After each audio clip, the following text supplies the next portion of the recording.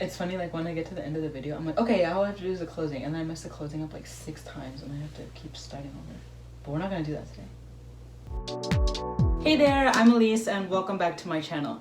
So today we're filming another episode of a series that I like to call Real Talk, where I invite a guest to come and talk about something that they thought that you should know before you come to Korea. So I have my friend Gladys here with me, and you all know Gladys. She's appeared in so many of my videos before. And she's going to talk to us today about English teaching here in Korea. I think it's a topic that everyone is interested in, but nobody really goes into detail about, so we're going to cover that for you today. Okay, so Gladys, can you tell everyone a bit about yourself and what it is you do now? Like, where do you work? Hi everyone, my name is Gladys and I'm from the US. Currently, I'm working as an English teacher here in Seoul, Yeouido, the financial district to be exact. That's where all the rich people are. Yes, so I teach their kids. The rich kids. I'm so excited to talk about this topic because I am really passionate about education. I think it's super important that people know what they're getting themselves into if they are interested in coming to Korea to teach in Hagwon. There are people who come and then they have this big idea about what Korea is going to be like and teaching is going to be like, and they either leave after a few months or do a midnight run. What's a midnight run? A midnight run is when like one of the teachers decides like to leave the country. And, okay. There's a word for this? Yeah. Okay, I just learned this myself too. Okay. So many people, if they're very unsatisfied with their job, they'll just like won't tell their job that they're gonna quit. They just pack up their stuff and disappear. Wow, okay. Yeah. So let's get you guys prepared. I have a lot of questions to ask Gladys, not just what a midnight run is. So let's get through these questions and then you can learn like what you need to know to prepare yourself to come and teach English here in Korea and not end up being one of these midnight runners. But before we get into it, don't forget to like, subscribe, and hit that bell so that you don't miss out on my next video. And you can also follow me on Instagram for more advice, stories, and peeks into my real life in Korea. Alright, so I know that a lot of people out there are interested in living in Korea, but if you want to move to Korea or anywhere, you got to make money. And so teaching English can be a great option for you, but I think a lot of people are misunderstanding that they can use this job as like a plane ticket to come to Korea, and they're not really thinking about what goes on with the job itself. And so I think this is a great opportunity for me to ask you, Gladys, what do you think people should take into consideration before coming to Korea if they're considering teaching English? I think there's 3 important things that you should ask yourself if you're considering to come teach English here in Korea. I think the first thing would be, do you enjoy working with children? Yeah, and that's do a you big enjoy one. education as well? Yeah. There are definitely people who I think actually don't like children, and so they come over here and then they just complain about the kids the whole time, which is like, I don't understand. There are actually hagwons for teaching adults too, so yes, of course. Yeah, you can consider teaching adults if you don't like kids, but I think a lot of people just end up in the ones for children. I mean, yeah, that's definitely something you should take into consideration first of all. So the second question that I would ask myself or thing I would consider is, can you find a trustworthy and healthy work environment? I have had my fair share, and I've seen my fair share of toxic and shady work environments. And I think many foreign teachers here can also agree with me that a lot of shady things happen. Yeah. Can you share like what were your cases of having like a shady, toxic workplace experience? Some examples that I have seen is like anything from the Korean managers lying to parents about their students' performances. Oh, so they make it sound like their kid did better. Did English? worse. Did worse? Did worse. Wait. Yeah. No. What? Like if they don't like a parent, they can say, "Oh, your kid is doing badly," even if they did well, so that the kid leaves the school. Is there like a standard that the kid should reach in order to stay in the school, or the parents just end up feeling bad about their kid and so they take them out of the school? So in some cases there can be standards, like in depending on what the placements for next year are going to be, or also the parents might just be like, oh, I don't like this school, I'm gonna take my child away. And there's also other situations within like toxic workplace environment. Maybe they're like micromanaging you and seeing you how you teach through CCTV, so which is a very big thing here. I never expected I think growing up in U.S. schools, we don't have cameras in every room. They have cameras in the schools here. So the owner of the hagwon might be sitting at their desk in their office and watching you on the screen, like how you teach. So yeah, that's really like stressful, I guess. But also, if you didn't know this, like you might end up doing something in the class and don't think that the manager didn't see you. Sometimes like we can get texts being like, hey, this is how you're supposed to teach this class. And I'm like, how do you know how I was teaching your class? But that's the reality of teaching here, because if anything happens, they have the CCTV to show parents like this is how your kid got injured. And that's good for the kid's safety. Right. As for you as a staff, like it feels weird. I don't know if it's because we're American, but it feels weird. Yeah. One thing I wanted to share is that like some of my other friends have also worked in hagwon, and they end up telling me their stories. Like worst case I've ever heard is that the hagwon actually made them give the passport to the owner, but this is stuff like where they weren't trying to sponsor your visa, so it's actually under investigation now, like as a case of human trafficking, because they took their passport and then wouldn't give the passport back, so that they couldn't leave the country, and they had to continue working for them if they wanted their passport back.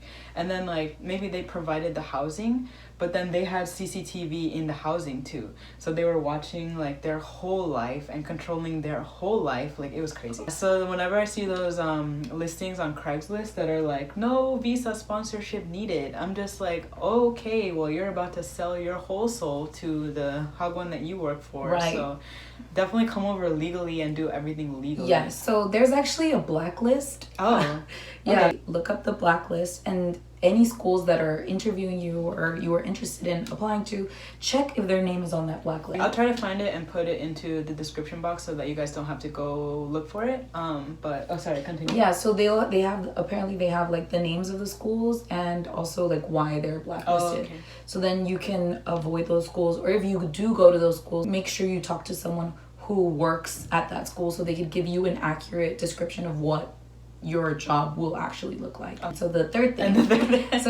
thing was to kind of understand Korean culture and Korean workplace. Luckily at my hagwon we do not have to work overtime. Okay. But maybe at your school they might ask you to work overtime. Yeah.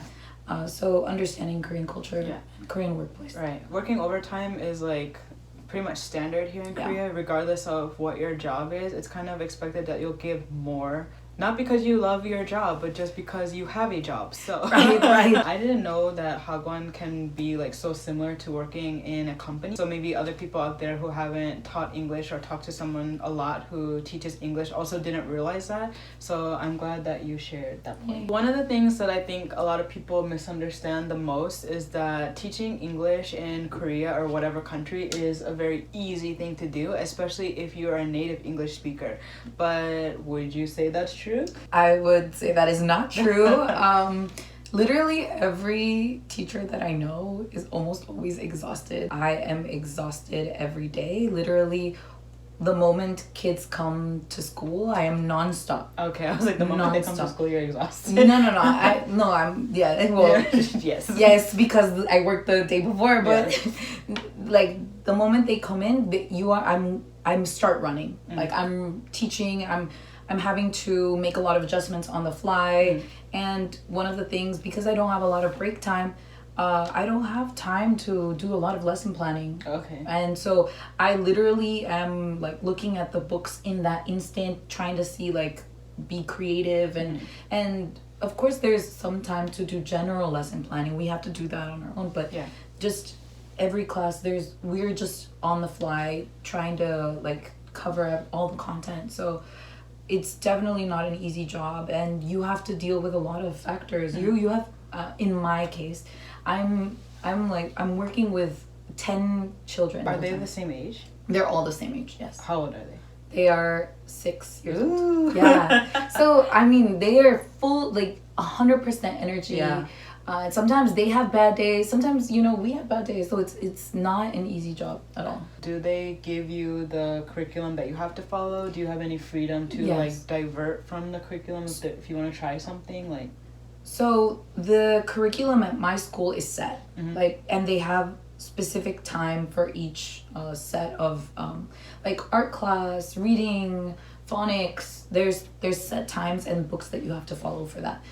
There's just maybe 1 or 2 classes that you can like that are general education classes that you can just try new things if you wanted to, but our curriculum is set. Okay, so if it is 9 to 2, you said, with these same 10 kids, and you're teaching like art, what did you say? Science. Art, science, etc., etc. So it's more like if they're 6 years old, is it more like a kindergarten that's in English? Yes. Okay, so it's not really like a tutoring center then. Right. This is like school. Yes. Okay. So from 9 to 2, I'm their kindergarten teacher. Okay. They're just like any other kindergarten you can imagine. So except that they take like one class is like Korean. So they have Korean class. So they have one Korean class and then one manners class that's in Korean. So everything else is like completely immersive English kindergarten. Okay. Yeah. I didn't know that. I didn't know, like, in my mind, because hagwon like kind of translates to tutoring center. Right. So I thought it was like when the kids are not at regular school, then they go to hagwon to learn only English. Right. I didn't know they have like other subjects that are taught in English also. Right. Okay, so then you really have to be like a teacher. Yes. Okay. Yes. So I am a kindergarten teacher in Korea. Okay. Are there hagwons that are what I thought, that are only doing tutoring? Yes. Okay. So from 9 to 2, I'm like a kindergarten teacher. Then from 2 to 5, then I'm doing the traditional tutoring. Okay. So elementary school kids come, and I'm teaching them like the curriculum for English, right? Depending on like what branch or what franchise of like English hagwon you're working in, you could have like most hagwons are like they run from like 2 to 8 or something, 2 to 10. They go pretty late. Yeah, they go late. Yeah. Because that's when the kids are going to get the tutoring. After school. Yeah, after school English classes. I'm actually shocked at how late these kids go to tutoring. Like some of them, like once they start getting older, they're there until like 10 p.m. or something. Like they went to school, they did their after school activity, and then they go to the tutoring thing and then stay there and learn all the different subjects. Some of them have multiple tutors that they go to in the same day. It's not only English. Right. Some of them have a science tutor, they have a math tutor separately. So these kids are studying so hard, but that also means that the teachers have to stay there really late. Right. Yeah, your hours are like all over the place depending on which hagwon you chose. So that's another thing I guess people should think about. Like, are you prepared to work from like morning until like dead into the night? And so, I mean, that's why a lot of them provide food too, right? Right. So Okay. we get lunch provided. Only lunch? Only lunch. They don't give you dinner? Well, you leave because by I 5. leave at 5. Okay. So then when do you lesson plan? So they give us deadlines to submit our lesson planning. And when I mean lesson plan, I mean like general, like we're covering this unit in phonics, we're covering, we're going to do this project in art, we're doing this project in science, set curriculum. So it's more like a checklist, or like to make sure that you're on track with the curriculum that they've already given you. Yes. Because you have the books and the activities already set up. If they're like a renowned, like renowned. I'm English. If they're an established franchise, they will have the curriculum. Okay. But if they're like a hagwon that is starting, they might not, and that is tricky because then you have to do all the planning, and some people might love that actually. But I've done some part-time work where I've had to do the class, like there's no curriculum, they're just like do whatever you want, and then you get paid to teach the class, right? To just teach a class. You're saying when doing part-time, they don't pay you to make the plan. they don't make so it might sound like a lot to, like you're getting a lot of money to teach that class, but you're actually not. You're putting in so much work to make that curriculum yourself. There was like free or like unpaid time that you put into that job, and you're only paid for the actual teaching part. That's weird. In your hagwon, if they don't have an established curriculum and you have to make that curriculum, then that is a lot of work. I would consider reconsidering. I would consider reconsidering. I have worked in a hagwon in Korea for exactly 2 days. Oh, okay. There was a friend of mine who couldn't make it to her job, and so she just asked me to fill in as a substitute. Because I had taught English before, I was just like, okay, well, I'm not like afraid of having a bunch of kids in the room or something. So I did it, and they gave me the curriculum, but in my case, like, I preferred to do my own thing. So I think that also is why I was like, oh, I don't want to work in a hot one because I don't want them to tell me what to do. So actually, I didn't follow the curriculum. I was just like, oh, flip, flip, flip. Oh, you need to learn these grammar points and these vocabs by the end of the day, but I'm not like used to teaching in this way, and I'm only gonna be here for 2 days anyway. So I just did some lessons that I had done back in public school in Japan.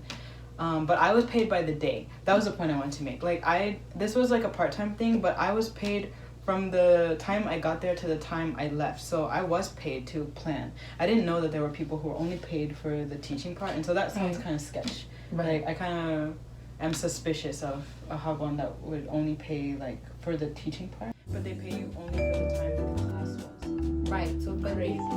So one thing that always kind of like gets to me is that there are a lot of influencers here in Korea who are actually English teachers, but they never tell you that. Another thing that I noticed recently is that some of these influencers are actually getting themselves fired because of how they behaved and like portrayed themselves on social media. Like sometimes they went viral, right. And then it turns out like they got into a fight with somebody, or like they assaulted someone on the subway. So do the hagwons like keep up with the people who work there, or are they checking like before you start working there or anything like that? I have heard that in some workplaces, like they'll look for you on Instagram. If it's public, like they'll go through, if you put stories, they'll see like what you were doing and stuff. So yes, your social media presence, if it's available and open, then yes, they probably will look at it. And I think one of the things that I have noticed, especially in when hagwons are like choosing who to hire, is that there is a preference for race and nationality. There still is a very strong preference for the stereotypical white American teacher, and so that it's unfortunate that it's still something that they are looking for, and but now it's changing a little bit to like just anyone that looks foreign. They have a look like they want the teacher to look foreign. It's mainly for the parents though, right? Yes, like, to satisfy the parents and make them feel like their kid is getting like the best English. Right, because it's a foreigner. Very foreign. I've heard and seen on some forums like people or like Americans are worried about if they're gonna be able to get hired into the hagwon. And in my case, the people who I saw that were concerned about this were Black. But I think actually even like Black people are not the like undesired group. The undesired group is like Asian Americans. Because they're like, you look the same as us, so you don't have the look that's gonna make the parents feel like their kid is getting like the immersion or whatever. So like white people, okay, Black people, okay, but if you're Asian and you're a native English speaker, then you might have a harder time getting a job in a tutoring center. So just something to keep in mind if you are trying to get a job in Korea and you're considering English teaching. If you're having a hard time getting a job, it might just be like you don't fit the look. I wanted to ask you something else. Let me think. Oh, even though you graduated from graduate school, you still had to provide your bachelor's degree? Right. Did you have to give them both? So I only had to provide my bachelor's degree because I got my bachelor's in the U.S., right? Oh, so they're trying to confirm that you went to school in the U.S.? I'm assuming so. I don't know what specifically, but I had to show my U.S. bachelor's degree. Okay. So I know that on Craigslist, for example, there are job listings for teaching English, and they actually say that your bachelor's degree is not required. So that's illegal though. So I know people who are actually here, I won't out them, but I know people who are here that actually never graduated from a college or university in the US, but they're teaching English here because the hagwon didn't ask for their documents. But just so you know, like those places are breaking the law, and if you get caught, you'll get deported, even though it was the hagwon that was in the wrong for not requiring the degree anyway. So every requirement that she said, if that hagwon is not taking those requirements, then you shouldn't work there. Or if you're gonna work there, just know that you have, broken the law by association, and you might end up getting deported. It's no bueno. No bueno. All right, so we covered a lot of like the illegal stuff that like some teachers do, some hagwon do, and like the workload and stuff. But after everything is said and done, like, do you enjoy your work, and would you recommend people consider teaching English if they want to come to Korea or if they're already in Korea? So yes, I absolutely love like my job. Mm-hmm. I love I don't know if there's another job that you can have where you can receive so much love on a daily basis. Like the moment my kids come in, they're, whether they've had a hard day or whatever, they're smiling, they forgive so easily, they're learning so many skills, and I get to be a part of watching them grow. Like my kids came in with zero English, could not even put away their things, right? Like their jackets and stuff. I helped them. So the first 2 months I was dying. It's hard, it's tough, and if you have a good supportive work environment, like it makes the whole difference. And I sincerely love it. Like I get love letters in my afternoon classes from my elementary students.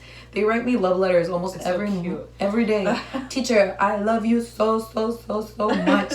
And I'm just like, I want to correct it, sometimes to help them. Like they spell teacher wrong, I have to correct it. But yeah, they're seriously, like, it's very fun, it's exciting. I'm cracking jokes the whole time, they're cracking jokes, we're laughing. So it's a very exciting, a positive work that I love, and I do recommend it. Just make sure that you're set up for success. And you're aware. Well, like I said before, I used to teach in public school. I have a lot of love letters too that are they're in my closet. Like I'm never gonna throw them away. I actually put them into like a scrapbook because like they're so meaningful to me. And it's also very interesting to watch children learn. Like when you see the spark in their brain and they put 2 and 2 together, it's really rewarding work to do. I think that there's always going to be pros and cons with every kind of job that you do. But the pros from this kind of work can really last for the rest of your life. Even if you go on to do something else, like you'll never forget. And even in my jobs after teaching English, I was able to apply some of the things from that work to my new work, which was very unexpected actually. So even if you have another plan for yourself in the long run, if you want to start out with teaching English, like don't think that you've wasted your time. It can be a big help to you later, more than you even could have realized. All right. Well, thank you, Gladys, for coming all the way to my house to talk about teaching English here in Korea. Like I always say, even though I have a real life in Korea, I'm not familiar with everyone else's real life in Korea. We tried to cover as many topics and questions as possible that we thought you guys might have, but of course, if you have more questions or if there's anything else that you're interested in when it comes to living in Korea, feel free to leave a comment down below. And don't forget to like and subscribe and click that bell so you don't miss out on when I come out with new videos. As always, thanks for watching. Bye! 다음에 봐요.